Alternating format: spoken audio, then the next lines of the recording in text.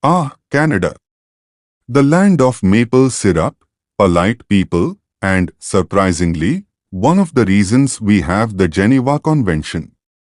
When people think of Canada, they usually picture a first world, advanced country with a GDP over $2 trillion, a strong welfare system, and a high quality of life. Sounds like a dream, right? That's why so many people, especially from developing countries, dream of moving there, whether to study, work, or start a better life. Everything seems perfect until you talk to people who actually live in Canada. According to a Ledger poll, almost half of Canadians live paycheck to paycheck, and many are considering leaving the country, even immigrants, some of whom have just arrived and already want out. Wait, what? You want to move to Canada while people there want to leave? What's going on? That's what we are diving into now. On paper, Canada looks wealthy, but in practice, reality feels very different from what non-Canadians imagine. To understand this, we have to go back to the 2008 global financial crisis. While many countries were hit hard, especially the US, Canada came out relatively well. Canadian banks were more cautious, better regulated, and had fewer risky loans. Still, Canada followed the same extreme path as others, slashing interest rates from over 4% to just 0.25% between 2007 and 2010. That made debt super cheap, and Canadians dove headfirst into real estate. Competition for homes skyrocketed, demand surged, and supply couldn't keep up because building homes takes time, permits, materials, and land. You can't just press a button and make houses appear. That's when Canada's real housing problems really began. To put it simply, after the 2008 crash, the US was in complete organ failure and needed emergency dialysis to survive. Canada, on the other hand, was just a little dehydrated. It needed a glass of water, but went for dialysis anyway. Healthy people don't need dialysis, but Canada signed up regardless. That's how the real estate obsession started. Real estate became the country's biggest sector, bigger than tech, manufacturing, or production, and that's a huge problem because you can't export a condo, and you can't build innovation on skyrocketing rent. While other countries invested in tech and industry, Canada went all in on housing. And it's not just a policy failure, it's cultural. Many believe that buying a house is the safest investment, with parents encouraging their children to enter the market because prices only ever go up. As a result, many people don't actually have liquid wealth, but feel rich on paper because their house keeps increasing in value. That belief inflated the market far beyond reason. Both the US and Canada saw fast rising housing prices in the early 2000s outpacing salaries.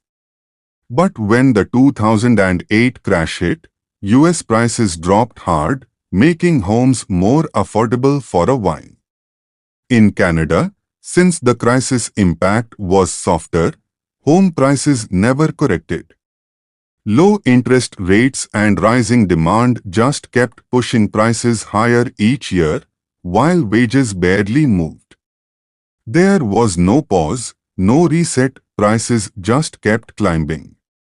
The issue was made worse by investors.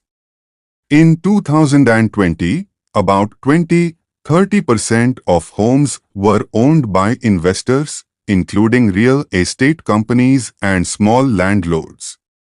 Some properties were rented out, others flipped for profit, and some just sat empty, waiting to appreciate.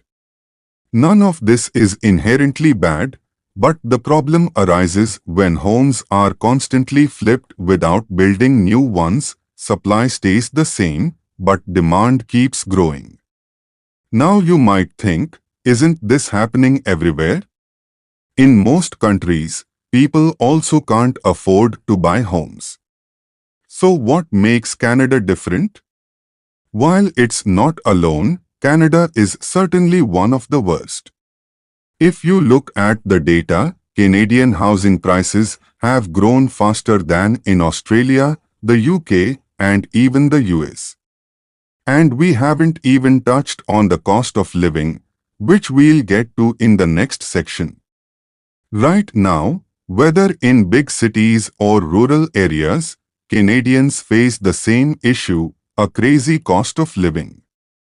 Not only are rent and housing prices ridiculously high, but everything else has gotten more expensive too, and wages haven't kept up. A full-time job no longer guarantees stability. In fact, for many Canadians, it's simply not enough to survive. According to an RBC poll, nearly half of Canadians spend their entire income just covering basic daily expenses. Many Canadians are left with nothing at the end of the month, and many have already dipped into their emergency funds or even their retirement savings just to survive. In Toronto, Canada's largest city, the median household income is approximately $97,000 per year, or about $8,000 per month before taxes. After taxes, that amounts to around $6,500. As of May 2025, the average rent for a one-bedroom apartment is about $2,300, leaving around $4,200 for everything else: groceries, utilities, transport, insurance, and unexpected expenses. For two people, this is already tight and requires a modest lifestyle. Add a child, and the costs of childcare, formula, diapers, schooling, and extra food quickly make that amount insufficient, especially assuming nothing goes wrong. And since this is the median, half of the population earns less or faces higher costs. This is part of the reason why about 27% of Canadians are going into debt just to meet basic monthly needs. One major issue contributing to this strain is rapid immigration and policy loopholes. Skyrocketing rent, unaffordable housing, and the high cost of living have led many to delay or avoid having children. At the same time, more Canadians are retiring, raising the question, who will replace them in the workforce? The answer is immigration, but Canada is moving too fast. In 2023 alone, Canada added 1.2 million new people, a 3.2% increase compared to Nigeria, one of the world's fastest-growing populations, which grew by only 2.5%. The difference is Nigeria's growth is natural, while Canada's was almost entirely through immigration. On paper, this seems beneficial: more people, more spending, higher GDP, but in reality, Canada's infrastructure isn't prepared. Schools are overcrowded, hospitals are overwhelmed. Why? It's a policy mismatch. In 2024, Canada welcomed 483,000 new immigrants but only built around 245,000 new homes. These homes aren't just for newcomers, they're for everyone, including existing residents and citizens. Meanwhile, nearly 750,000 people are estimated to have overstayed their visas between 2017 and 2024, remaining in Canada illegally. Whether the actual number is lower or higher, all groups, citizens, legal and undocumented immigrants are now competing for the same homes, hospitals, and basic resources. Even legal immigrants often don't find the life they hoped for. Highly skilled professionals like engineers or doctors often end up working as Uber drivers or in basic service jobs. This isn't to devalue those jobs, which are essential, but it is a waste of professional talent. The reason? Canada still doesn't fully recognize foreign credentials. Skilled immigrants must pass costly exams, face limited residency slots, and often hear employers demand Canadian experience, a catch-22 where you need a Canadian job to get one. One might suggest attracting wealthy immigrants who can invest and create jobs, but in places like Vancouver, this has backfired. Wealthy buyers have driven housing prices even higher, outbidding average Canadians and distorting the market. For example, a local might offer $500,000 for a home, but a wealthy newcomer offers $550,000, then another offers $600,000. The result? The average Canadian can't compete. Housing prices in Vancouver became so bad that one student, Tim Chen, went viral for commuting 1 hour by plane from Calgary to Vancouver for school because it was cheaper to pay $1,200 in monthly airfare than $2,500 in rent. 2 classes a week made it technically feasible but still absurd. Another issue is brain drain. Many Canadians and immigrants are leaving the country for better opportunities, especially in the US. But in 2025, this trend slowed a bit due to renewed tensions with the US over tariffs, which discouraged some from moving south. Surprisingly, some Americans even began considering Canada. This shift gives Canada a rare chance to turn brain drain into brain gain if they don't waste it. Back in 2014, the global oil crash dealt a heavy blow to Canada, whose economy depended heavily on oil, especially in Alberta. Instead of pivoting to innovation, rebuilding manufacturing, or strengthening the energy sector, Canada doubled down on real estate.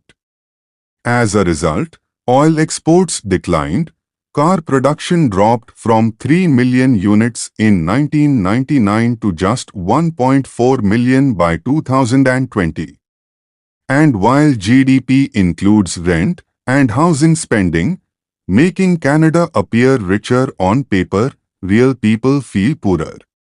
Housing costs are draining money from the economy. People now need to save enormous amounts just to rent or buy homes, leaving little for innovation or investments that could grow the economy. For young Canadians, home ownership, starting a family, or building savings feels impossible. In conclusion, Canada is not collapsing, but the cracks are growing. Housing is out of control, living costs are overwhelming, debt is climbing, productivity is lagging, and the social systems are full of gaps. There's still a chance to turn things around. Some measures have been announced, such as building more housing and tightening immigration policy, but whether these are real solutions or political noise remains to be seen. If you want me to make more videos explaining these topics, please like and subscribe.